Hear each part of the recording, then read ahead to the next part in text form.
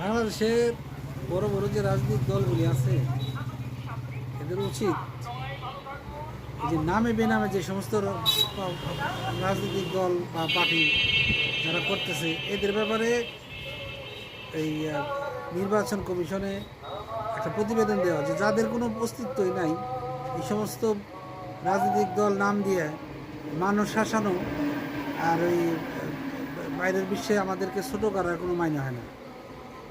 ঠিক আছে, এই জন্য বড় বড় যে সমস্ত রাজনৈতিক দলগুলি আছে এদের উচিত যাদের কোনো নামগন্ধ নাই এই সমস্ত রাজনৈতিক দল। কালকে দেখলাম একটা প্রতিবেদন, এক চ্যানেল প্রতিবেদন, স্বামী স্ত্রী দুজনে মিলে এক দল, আরেকটা দেখলাম একজন এক দল সিঁড়ির নিচে তার কার্যালয়। মানে কি বলবেন, হাস্যকর। ঠিক আছে, সাংবিধানিক অধিকার ঠিক আছে, কিন্তু তার মানে এই না যেমন তাই করতে পারবে। ধন্যবাদ সবাইকে।